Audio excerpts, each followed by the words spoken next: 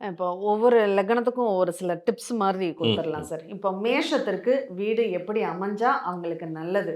நீங்க மேச லக்னம், மேச ராசி போனாலே, இந்த 10 வருஷ காலம் நீங்க பெரிய பெரிய பிரம்மாண்டமா வீடு இருக்கும். வீடே ஒண்ணு பிரம்மாண்டமா வீடு இருக்கும்போது பார்த்தீங்கன்னா, அவரால ஒரு நாள் கூட அந்த வீட்ல தங்கவே மாட்டாரு. அதுதான் ஜெனியம் இருக்கு.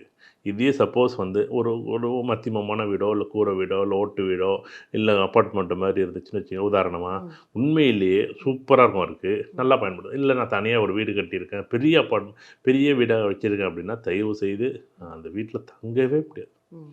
1 வீடோ, 2 வீடோ, 3 வீடோ அமைப்பு நல்லாயிருக்கும். மேஷ லக்கணம், மேஷ ராசி போணுச்சுனாலே, எப்பயுமே இடம் விட்டு இடம் நகரக்கூடிய ஒரு அமைப்பு உண்டு. ம். அத விட்டு நீங்க நீங்க அந்த வீட்ல தங்கப்பட்டீங்க. ம். வீட்டுக்கான செலவு வந்து உதாரணமா ரூ. 60,00,000 ஒரு வீடு எஸ்டிமேட் போடுறாருன்னா, ம். ஒரு 40,00,000 இல்ல 30,00,000 இல்ல 20,00,000 பண்ண சொல்லுங்க. ம். ஆனா பண்ண மாட்டாங்க. பண்ண மாட்டாங்க. ஒரு ஓடியில வந்து நிக்கும்.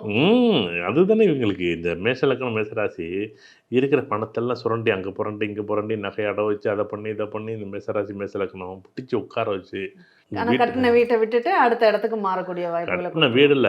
பாதி வீடு இருக்கும்போது இன்னொரு இடம் வாங்குவாங்க. இன்னொரு வீடு கட்டுறதுக்கு. அது அப்படி இன்னும் அப்படி கட்டலாமா? இப்படி கட்டலாம். அட ஏன்யா இருக்கிற வீட்ட வேலைய முடிச்சு ரெடி பண்ணி அழகா ஒரு நாள் கூட அவங்க அப்படியே இருந்தாலும் அதில ஏதோ ஒரு வேலைய பாக்கி வச்சிருப்பாங்க.